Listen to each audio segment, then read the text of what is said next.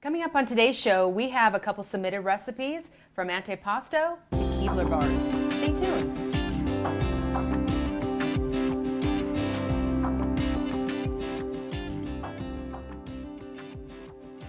Hi, I'm Rhonda Thurber. And I'm Laverne. And we have a couple submitted recipes. It's always nice to have coworkers that you have little days at work that you bring treats and ask for the recipes, and absolutely, little do they know they're going to be on the show. They're absolutely.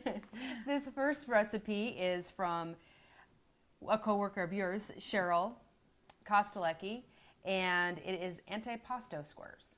So I'm really excited about this. Yes. Little sandwiches, kind of. Yes. If you want to go ahead and cook along with us, grab a piece of paper and a pen. Write down the ingredients. You're going to need a couple cans of crescent dough, a ½ pound of deli ham, a 1/4 pound each of pepperoni, sliced provolone, Yep. and mozzarella, a cup of sliced pepperoni. You're going to need some. Nope, we did the pepperoni. That's pepperoni, something like that. Okay. Check the website for the spelling. Some olive oil, grated Parmesan, and oregano. Not too difficult. All right. I know that's going to be a main dish.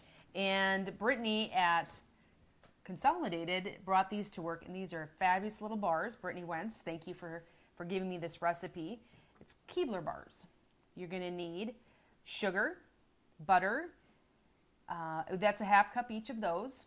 A cup of finely crushed graham crackers, 1/4 cup milk, 2/3 cup of brown sugar, and then we have some chocolate topping. You're going to need 2/3 cup peanut butter, 3/4 cup chocolate chips, and then a ½ cup each of butterscotch chips and Heath chips. Yeah. Doesn't that sound pretty darn good? I know it is. Yeah. So. And the Keebler crackers. And the Keebler crackers, that's right. Right. All right. So right. where do we start? Well, we're going to start with antipasto squares. Okay. We got the oven on at 350 degrees. Okay. That's what we need to do. So we're going to take just take a cookie sheet, a baking pan, and we're going to spray that lightly. All right. Then we're going to put a layer of crescent roll or a package of crescent rolls. And we're going to, when we put them in the pan, then we're going to we want to press the seams together. Okay. So, and then, and we'll just spread that out a little bit here too, to kind of fill the pan a little bit here.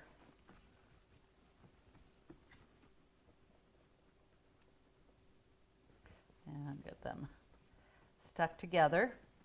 We need to spread first and then pinch together. Yes. And this is just a neat little sandwich kind of, like I said, antipasto. We're not using any noodles or whatever here. And with the ham and the pepperoni and that, it just makes a real neat, awesome little sandwich because you're going to have another layer on top. So it's going to be a sandwich that you can actually, cut with a fork or eat with your hands. So that makes it really quite nice. Okay. And there isn't any other sauce on this other than, we're not like a pizza sauce or anything there. It's just our meats and our cheeses and another layer of crescent rolls. Okay. So it's going to be really, really good. But we're going to first put some ham on it. And it says a ½ pound of ham, and I had this quite thinly sliced.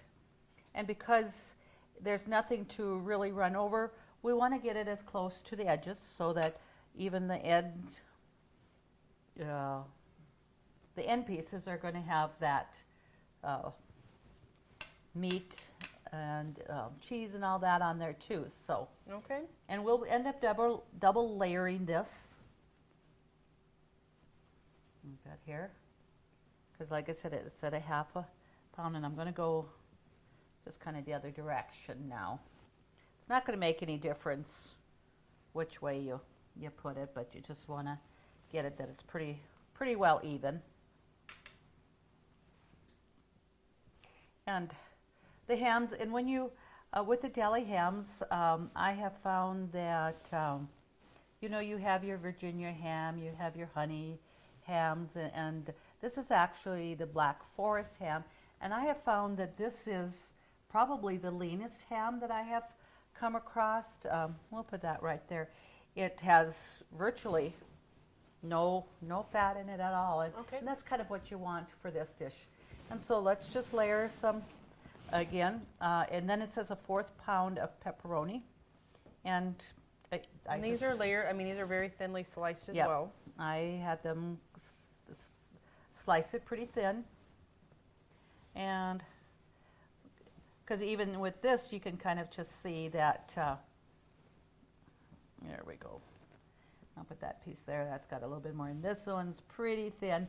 So basically each piece, when you're cutting that, it's going to have a nice piece of pepperoni on it. Okay. And two, if you, with the pepperoni, when you go to the deli and have them cut, you get a bigger piece. You know, the pepperoni that you buy in prepackaged usually is a lot smaller. Almost like a pizza. What would you do is on a pizza. On a pizza, and this is easier to work with. Sure. So let's layer the provolone first. Okay. You know, and let's just kind of, you know, and it says a 1/4 pound, and when I actually had them slice it, and I didn't realize it till I was taking it out of the package this morning, that that 1/4 pound of cheese, I think her weight measurement was off. Because I thought I would have had a little extra slice. So I'm going to just tear that in half so I can make sure that each slice is going to have some of that cheese on too. Sure. And now you're going to layer it with mozzarella cheese. And again, it says like a 1/4 pound. But these are going to be a little bit bigger slices. Yes, these are a little bit bigger slices, so let's just lay that in there because we usually talk that it never seems like you can have too much cheese. Right. That is always makes things so good. So we're going to take our second layer, and because we do want to get this pinched together, and then also this one here is, you know, it's kind of optional. Is this pepperoncini, how they call it? In fact, I have the jar in the refrigerator if somebody wants to really see what that's like. It is a little spicy chili. Okay. And it comes, you know, your chili pieces, and you want to slice that thin. Okay. And put it on that. And when I did that too, I made sure that it was, when I was done, I squeezed the extra moisture out of it because it's in it like a pickle juice. Sure. And it says a cup. I don't have maybe quite a full cup. And if somebody probably doesn't like it that spicy, you know, you can eliminate or make half and half for somebody that does want. Well, it kind of smells, or kind of, But it's going to give that extra little sip, a little Right. flavor yeah. to your antipasto sandwich here. Yeah. So I mean, I think I would miss that if I didn't have it on. But like I said, everybody's. It's not going to be like a jalapeno. It's not No. that strong. No, it's not as hot as that at all. So we got that on there. Now the Parmesan cheese and the oregano we're going to actually put on top of the crust. We're going to brush it with olive oil, Okay. and then we'll just sprinkle that on there. Sure. So again, our viewers can see that this is not a difficult thing to put together, and actually probably, I mean, it'll be a nice treat. A hot sandwich versus a cold, maybe sandwich that, you know, we just kind of get tired of and want will change. So we're going to just lay that out there so we can pinch that together and stretch it a little bit, and then we can pick that up and lay it down. And of course, the top isn't as critical, making sure that that's pinched together. So let's just pick that up and just lay that right down there. See? because the bottom, you know, with the cheese, and being you got your ham and pepperoni underneath, even if that would open up on the bottom, I don't think it's going to burn because it's not No. a sauce on there. Right. So, And we did lightly spray it too, so Yes. it should still be fine. so there we go. That looks great. You know, and there's a substantial amount of ingredients there, so it's going to give a nice, you know, a good amount of filling in there and that. So a couple of teaspoons or tablespoons of olive oil. We're just going to pour a little on here, and let's start spreading that with our brush there. If I need a little bit, and because I know I didn't have a full 2 tablespoons of olive oil on there for the fact that that was the last of 1 jar, and I didn't want to, you know, blend it, mix it, so I'm going to just add a little bit more. And I don't think you really even have to measure, just enough so you can coat it nicely.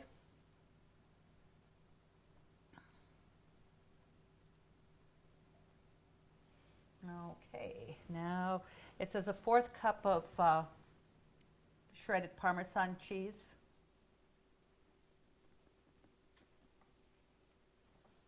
And being we're going to bake this, it says 30 minutes at 350. The thing might be that your oven, I mean the crust can, because normally you don't bake crescent rolls that long. You might want to check it after maybe 20 minutes, and if you need to put foil over it, if the crust is browning too much, but yet we want to make sure that cheese and that ham, that those are all getting nice and hot and melted in there. So Okay.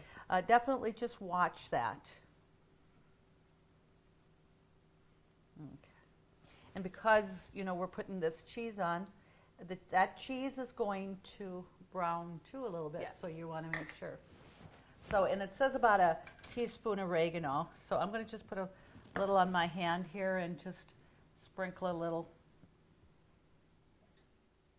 Now there's some people that like, you know, a lot of the flavor in oregano, and then so kind of put it on to your taste, because it says a teaspoon, but it doesn't have to be, just so you have a little bit on there just to Sure. give that great flavor. Well, it's certainly an Italian dish with those cheeses and that oregano, and And pepperoni and that deli ham. So it's gonna be very good. we're going to put that in the oven here. And like I said, at 350 for 30 minutes, but I'm going to kind of do what I had suggested, just put it on the 20 minutes. Okay. And we're going to check it to make sure that it isn't browning too much, and we can always, you know, cover that then. Okay. So I will just get this. Now we're going to make those awesome Keebler bars. They are good. You can't eat a whole pan though. You might get a little bit of a sick stomach. A tummy ache, you think? I think you I need to just rinse this out here. And we'll take our 9x13 pan, Okay. and again, we're going to spray that lightly.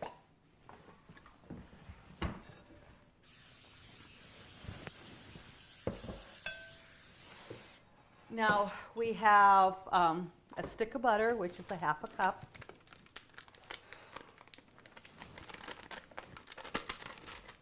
That in there, and clean that off. And I believe it was a 1/2 cup of sugar. Okay. And 2/3 cup brown sugar. And a cup of crushed graham cracker crumbs. Okay. And a 1/4 cup milk. So I'm going to just put that in there. Now you could put this, have it in a skillet and saucepan and put it on the stove, but I'm going to do it in the microwave. It's so easy. Sure. Once it comes to a boil, I mean, we'll be stirring it in between, and then it says to cook about 5 minutes after it comes to a boil if you had it on the stove. Okay. So we'll just watch that closely. Sure. There. So let's get that in over here. And I'm going to start it at 2 minutes so the butter melts and that, and then we can mix that up well. Okay. So we can layer our Keebler crackers here. Okay, did that go in? Oh. On the side. On the side. There we go. And you're going to want to, put them nice and close together.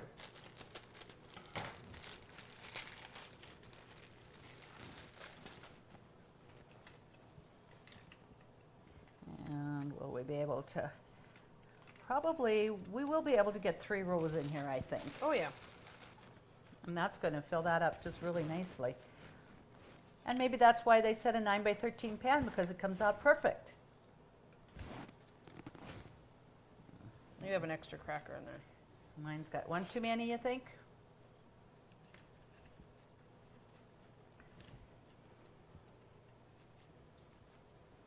Want to put another row in there?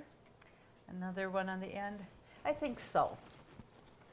Because actually then too, even if we overlap that just a smidge, that one there a little bit, I would rather have that whole edge filled. So, like I said, we just got that row of crackers there. Okay. And all we need to do. Then we put the caramel sauce goes on next. And then we put another layer of crackers on. And then that's where we're going to put then the peanut butter, the chocolate chips, the butterscotch chips, and the Heath bars. Okay. All mixed in there together. Doesn't that sound like a pretty good ingredient? It is. It is. So, okay. So, just have actually just a couple of seconds. We'll go over here and then see if we can stir this up. And as our viewers can see, that butter melted. And it actually is going to start to boil here pretty good. And using the microwave, this way you don't have to worry about scorching this, because if you do put it on the top of the oven, make sure you're pretty much stirring it constantly. Or use a double boiler. Or a double boiler, which takes forever. Yeah. The double boilers were in the days that we didn't have the microwave. Right. I remember those days at home. So I'm going to put it in another 2 minutes, and then I want to stir it and make sure it's bubbling, and then we'll probably do it another couple of more minutes, because I feel that the microwave is boiling it quicker than if we had it on top of the stove. Sure. So we'll just wait a few minutes and then be back with our viewers. All right. See your VA home loan expert at ENG Lending of Dickinson. Jay Wandler and the professional staff at ENG Lending provide expertise and services that are traditionally offered by the largest financial institutions, all with the local integrity of a local community bank. No wonder why ENG Lending is the area's #1 choice for North Dakota veteran home loans. Visit them online at 456loan.com or call 701-250-8166 today. All right, our caramel sauce is done here. We had checked it after the 2 minutes, and then we put it on another couple of minutes, so we can see, and that's plenty. In fact, probably about a minute short of what it says, 5 minutes, but I don't want it to get too stiff, and it gets hotter in the microwave. Sure. So while we're going to be doing that, I'm going to put the peanut butter and chocolate and butterscotch chips in there and start getting those melted. And I'm going to put that a little less time because they melt quicker. They do. And so we want to carefully put this over the crackers here. Okay, let's just get this.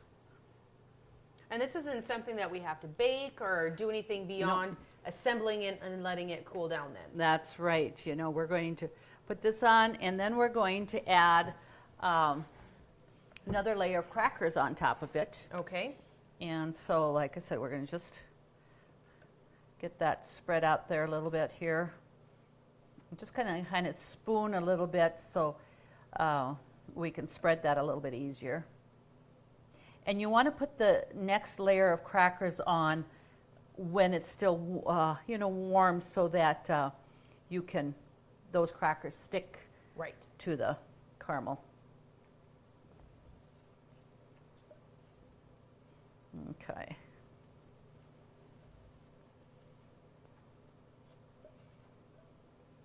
Well, it certainly smells good. It is here. And why don't you just take this spatula there on that side and let's just get that spread. Whoops. Was a little bit hot. It moves as a unit. Yes. And I'm seeing too, like I said, for this here, if you would have went the full 5 minutes in the microwave, I think it would be too much. Okay. And depending on, like you said, where you're The if microwave. you're cooking it on the stove or the microwave, just be a little bit conscious of where you're doing it. Okay. Let's try to get that pretty well even, and that looks pretty good here. So it's not a really runny sauce when we're done with it because we've cooked it longer. So now we're going to add our next layer. So, this goes on top before the chips and everything. Yes, it does. The caramel sauce the chocolate sauce goes on last. Okay. Now, if you like more of the cracker crunch, you can actually do another layer if you want. And I think even, was it Melissa that she had? No, Brittany. Brittany, I apologize for that, had said that she sometimes puts another layer of crackers in there. So it's just whatever you would like.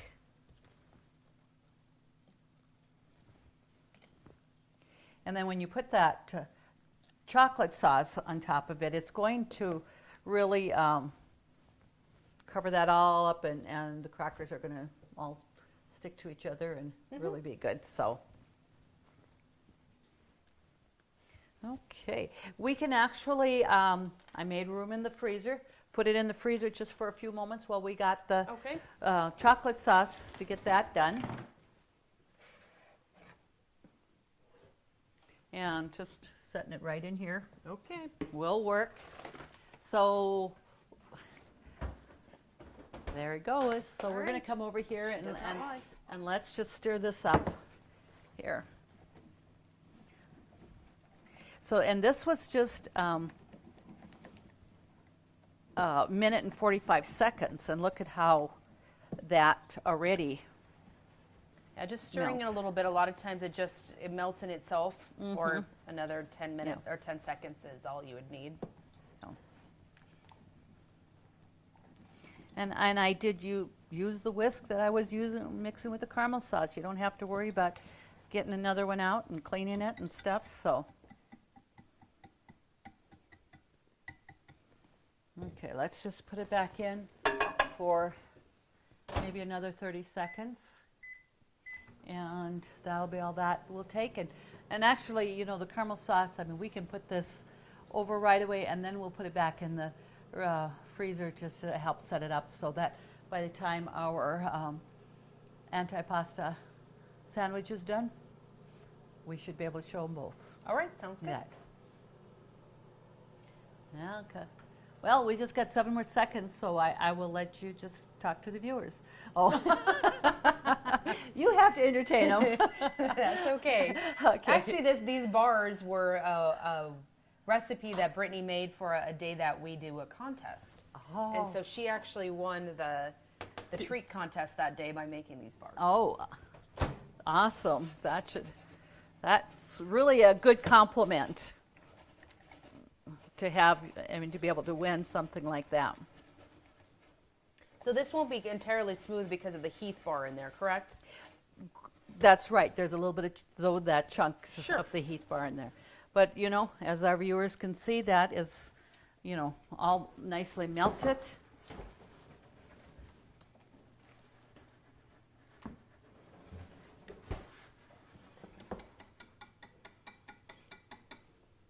And this here is definitely thinner, and it's going to be able to, we're going to be able to pour that over it a little bit more, and then we'll just kind of spread that out evenly.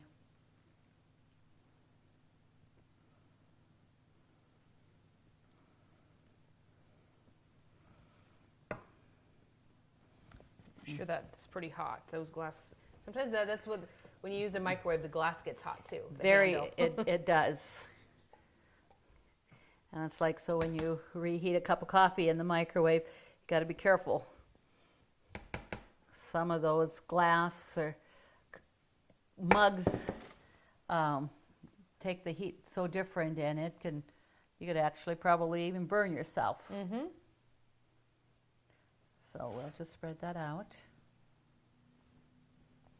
And if our viewers were thinking when we mixed the caramel sauce and we had those graham crackers in there, and you know they're finely crushed, and you have that, it's very, I mean, it all blended in with that caramel sauce. It You did. didn't have any crackers or noticing that you had anything there, so that's spread out. And so now we will put that back into the freezer and have it set. And another thing, what we want to, the recipe does suggest that if you don't eat them all at once, store them in the refrigerator. It would keep the chocolate set, and the crackers, you know, are always crisper and stuff too. So Okay. we'll put that back in there. That's set straight in there so we don't have the chocolate going to one side here. And that's what it seems like it's going to do, so I have to move something here. Sorry, see, we all have these freezers probably too full. And always looking for something, you know, Right. or whatever, so we can set that in there. And there's 2 minutes left so it's about 18 minutes. So why don't we go ahead and check our Antipasto sandwich. See, okay. Now when we're looking at this, that's already just nicely golden brown. It is. So I want to put some foil over it, and we're going to put it back in the oven.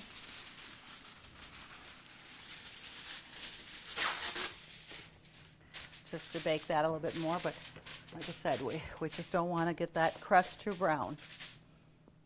So I'm going to just change the time here and then put that extra 10 minutes on there. So just have you open that up, and we'll get that right in there. Okay. Country Rose Cafe on East Villard is open for breakfast and lunch 7 days a week. Enjoy daily homemade specials, caramel and cinnamon rolls, several different kinds of homemade pies made fresh every day. Country Rose Cafe is also famous for homemade soup, including their ever-popular Nefla served every Tuesday. While you're in, make sure to pick up your Channel 18 Cooking Crave recipes and like us on Facebook for different specials and announcements. Country Rose Cafe, the way a cafe should be, located at 837 East Villard in Dickinson. Okay, the oven is going off for our antipasto bake here, or pesto bake, I should say. We're going to take that out, and let's just bring that over here and show the viewers. Oh, look at, put that foil on. That worked just great, you know, just to, it's nice and golden brown, just like we want to.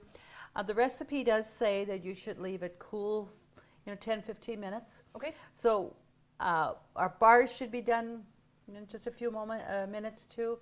So we're going to just leave this cool a moment and get our bars out, and then we'll be able to cut it all and show the viewers what we're going to be enjoying. Sounds good. Okay. All right. We've let this cool a little bit, so we're going to be able to slice that, and that pan is nice and cool to the touch, so I don't need a pot holder. And I'm going to just lift that up there. Make sure the meat's cut good there. Okay, whoop. That little Sliding piece. out a little bit. Sliding out a little bit. And that, doesn't it? Well, it smells good. Oh, it is. And that nice brown, crusty look is just pretty awesome. Now, I was going to have this out before, but when we're assembling this, but this is what we are calling that pepperoncini. Okay. Oh, okay. You're just going to agree with me. You're not going to say it. Okay. So this is what it is, and it's whole peppers, and you just want to slice it. And when I slice, because right at the stem there is the seeds, and a lot of times the seed part is probably even hotter, so I didn't use that in there. Sure. I just cut. So anyway, that's what it's about. All right. And, was hoping that putting this in the freezer would have the chocolate set up a little bit more, but it's not. So we're just going to have to show the viewers the whole thing. Right. And it's not that you're getting this whole slice, it's just that you're gonna. That's what you think. To get these recipes, just go to Consolidated's webpage, www.ctctel.com. Submit your recipes for your names to go into a chance for a Consolidated Cooking Crave apron. Yes. They're awesome. I love it. They're nice to have. Saves your clothing. Oh, and wonderful pockets. You can put lots in there. Thank you always to our sponsors, and join us next time on Cooking Crave when we do it all over again.